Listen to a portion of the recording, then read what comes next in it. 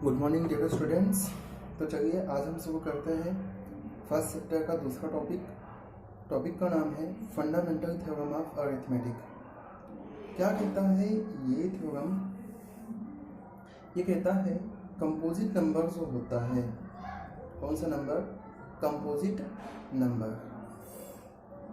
इसके पास जो है फैक्टर्स जो होते हैं वो यूनिक होते हैं, have unique prime factors, have unique prime factors except the order of factors.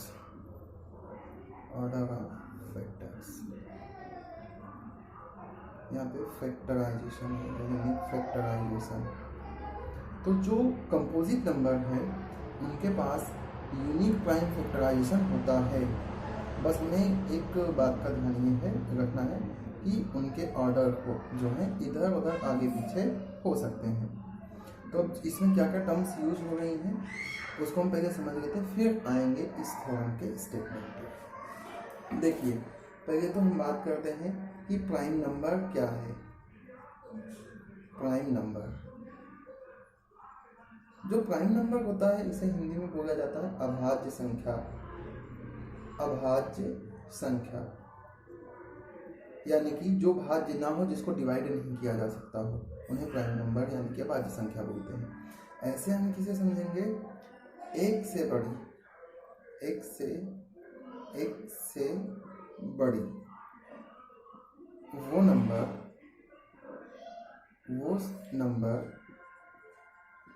एक से बड़े वो नंबर जो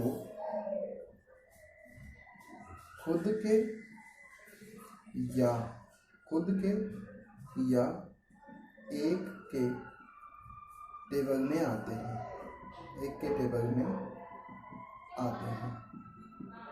तो एक से बड़े वो सारे नंबर्स जो या तो खुद के टेबल में आते हैं या फिर एक के टेबल में आते हैं, इन सारी नंबर्स को बोला जाता है अभाज्य संख्या। एक प्राइम नंबर नहीं होता, वन जो है प्राइम नंबर नहीं होता है। तो कौन सी नंबर होगी? देखिए, टू किसी और के टेबल में आता है, एक तो टू के टेबल में आएगा, दूसरा वन के टेबल में आएगा, इसके अलावा किसी भी टेबल में नहीं आएगा, तो क्या है? Prime number. ऐसे ही हम देखेंगे थ्री क्या है? थ्री भी वन के टेबल में आता है और थ्री के ही टेबल में आता है, इसलिए ये भी क्या है? प्राइम नंबर है। ऐसे ही इसके बाद 5, 7, तो ये जो सारी नंबर्स हैं ये सारी नंबर क्या कहलाती हैं? प्राइम नंबर कहलाती हैं। ठीक है। दूसरा हमें समझना है कंपोजिट नंबर।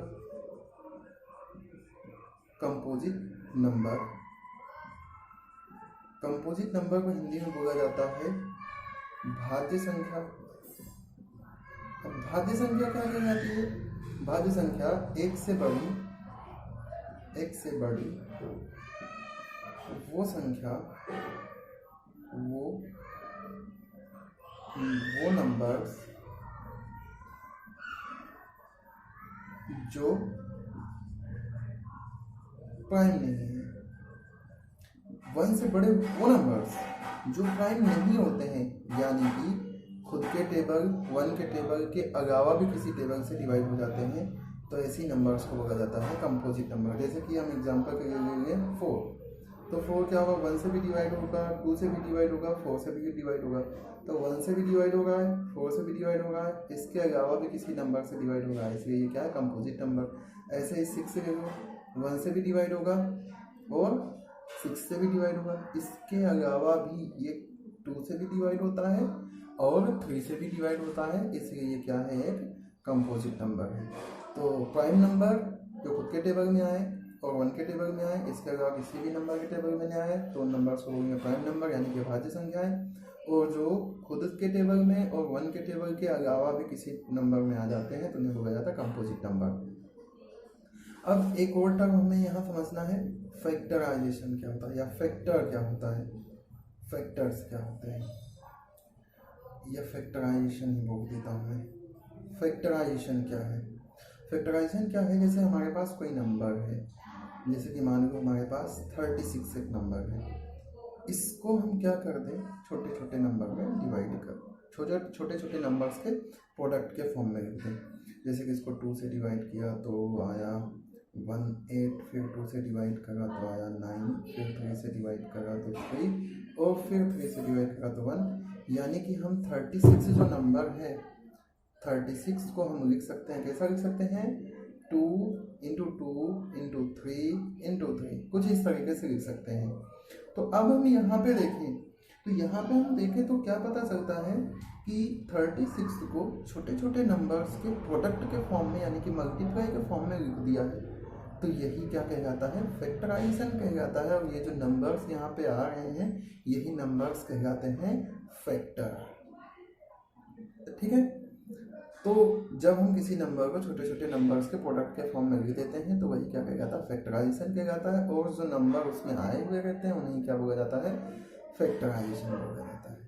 अब इसी में एक टर्म अगर मैं एक वर्ड और जोड़ दूं प्राइम का, तो थोड़ा सा और इजी हो जाएगा हमें थ्योरम को समझने में। क्योंकि यहाँ पे जो नंबर्स यूज कर रहे हैं हम, ये सारे नंबर कैसे हैं, प्राइम नंबर है। ये 2 देखिए प्राइम नंबर है, 3 भी क्या है, प्राइम नंबर है। तो 36 के फैक्टराइजेशन फैक्टर्स को हमने कैसा लिखा है, प्राइम नंबर के प्रोडक्ट के फॉर्म में लिखा है। तो ऐसे फैक्टराइजेशन को क्या बोला जाएगा, प्राइम फैक्टराइजेशन बोला जाएगा। प्राइम फैक्टराइजेशन यानी कि अभाज्य गुणनखंड। ठीक है, तो ये हो गई बात फैक्टराइजेशन की। अब ये तो किसी एक स्टूडेंट ने करना, अगर किसी दूसरे स्टूडेंट को मैं दूं तो वो मान लो इसका फैक्टराइजेशन कैसा कर देता, करता है 3 2 2 3। तो यहाँ पे देखिए इनके जो फैक्टर्स हैं जो यहाँ पे हैं वही के वही फैक्टर्स हैं। यहाँ पे भी 2 बार 3 आया, यहाँ पे भी 2 बार 3 आया, यहाँ पे भी 2 बार 2 आया है। तो फैक्टर्स तो सेम है, बस उनके ऑर्डर जो हैं वो क्या हो गए हैं, तो ऑर्डर चेंज हो गया। बाकी जो फैक्टर्स यूज हो रहे हैं वो सेम टू सेम ही है। अब अगर इसी फैक्टर्स पे ये जो फैक्टर इसका फैक्टराइजेशन है, ये दूसरे तरीके से फैक्टराइजेशन नंबर ऑर्डर चेंज कर दिया गया है। इसी पे एक रूल लगा दिया जाए कि हम ये जो फैक्टर्स हैं इन फैक्टर्स को जब लिखेंगे तो इनको असेंडिंग ऑर्डर में लिख देंगे, बढ़ते हुए क्रम में।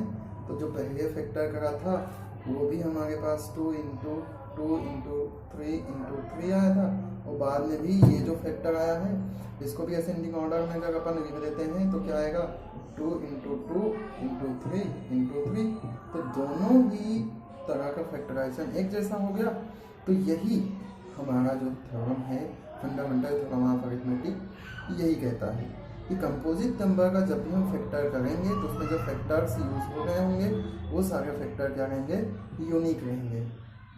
ठीक है, बस उनके ऑर्डर्स जो है इधर उधर हो सकते हैं, या हम कोई दूसरा नंबर जैसे उनका फैक्टर करते हैं तो उनका भी ऐसा ही होगा। जैसे कि हम 54 का फैक्टर कर दें तो 2 से करेंगे कितना आएगा, 2 7, फिर 2 से करते हैं तो 1, सॉरी 2 से नहीं होगा, 3 से करते हैं तो 9, फिर 3 से करते हैं तो 3 से करते हैं तो 1। तो 54 का जो फैक्टर आया हमारे पास का है 2 इंटू 3 तो कोई दूसरा बच्चा इसी सम को करता है, इसी नंबर को फैक्टर करता है तो मान लो कुछ इस तरीके से कर देता है 3 इंटू 3, या इसी का फैक्टर कुछ इस तरीके से कर देता है 3 इंटू 2 कर देता है। तो हम तीनों ही फैक्टर्स को फैक्टराइजेशन को देखें तो जो फैक्टर्स यूज आ रहे हैं इसमें वो सेम टू सेम तो हैं, बस उनके ऑर्डर चेंज हो गए हैं।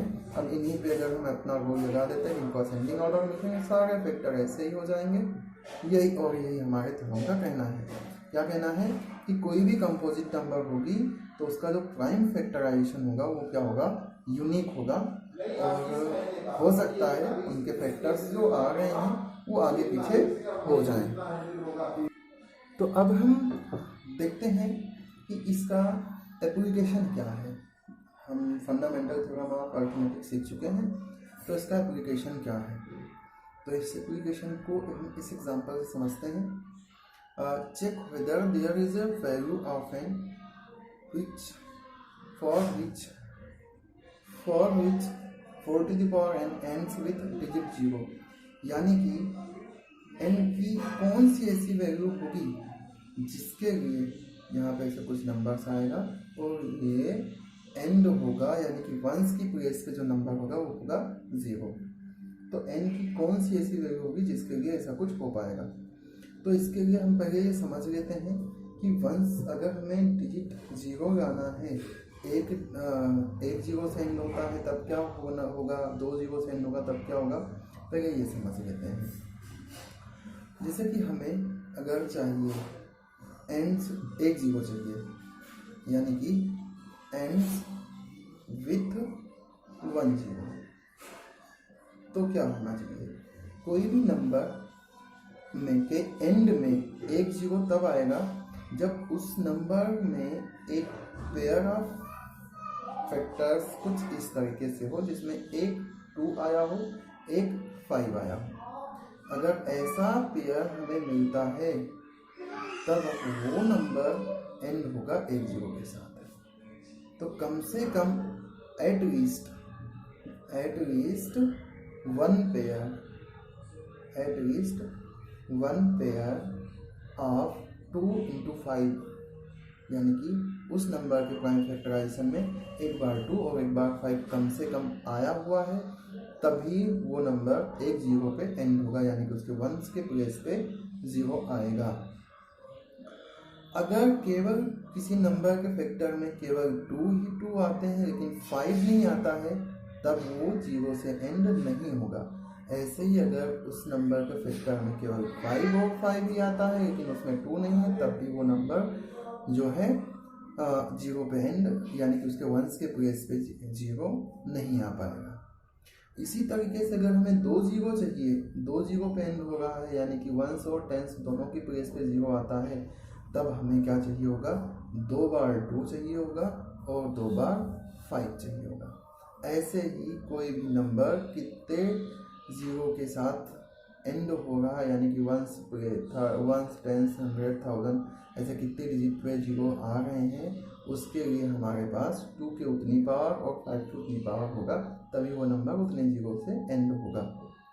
तो हमारे पास जो क्वेश्चन है इसका कहना है कि 4 की ऐसी कितनी पावर कर दें कि हमारे पास जो एंड हो नंबर वो कितना हो, 0 के साथ एंड हो, यानी कि वंस की प्लेस पे जो नंबर आए वो क्या है, 0 आए। तो 1 करेंगे तो वो नहीं आएगा, 2 करेंगे तब भी नहीं आएगा, 3 करेंगे तब भी नहीं आएगा। तो हम इसको इसी प्राइम फैक्टराइजेशन की हेल्प से समझते हैं। तो देखिए 4 टू द पावर n का अगर हम प्राइम फैक्टराइजेशन करें तो क्या आएगा, 2 into 2, इस पूरे की पावर कितना n, और हम इसको कितना लिख पाएंगे, 2 टू द पावर 2 और n, ऐसा लिख सकते हैं। और इसी को हम लिख सकते हैं 2 टू द पावर 2n।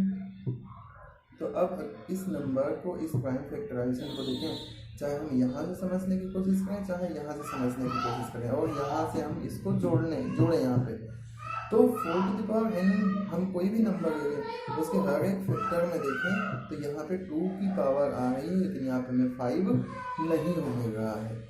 तो 4 टू द पावर n के प्राइम फैक्टराइजेशन में हमें 2 और 5 का एक भी पेयर नहीं मिल रहा है, तो ये नंबर 0 के साथ एंड नहीं होगा, यानी कि वंस की प्लेस पे 0 नहीं होगा, क्योंकि 0 के साथ एंड होने के लिए हमारे उस नंबर के प्राइम फैक्टराइजेशन में 2 और 5 का प्रोडक्ट आना चाहिए।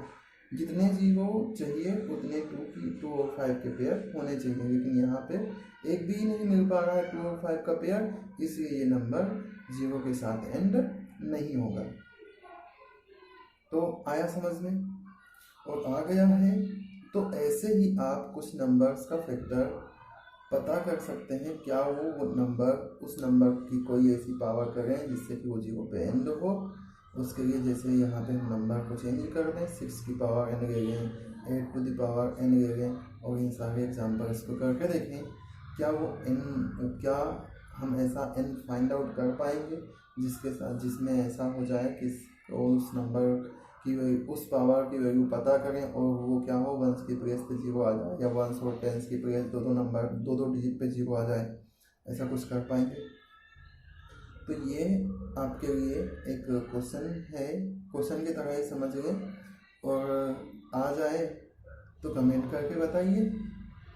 आज के लिए इतना ही। कल हम पढ़ेंगे इससे जुड़े हुए कुछ और सम्स, प्राइम फैक्टराइजेशन, और हम प्राइम फैक्टराइजेशन की हेल्प से कैसे किसी नंबर, किसी दो या दो से ज़्यादा नंबर्स का एचसीएफ पता कर पाएंगे और एलसीएम पता कर पाएंगे। धन्यवाद।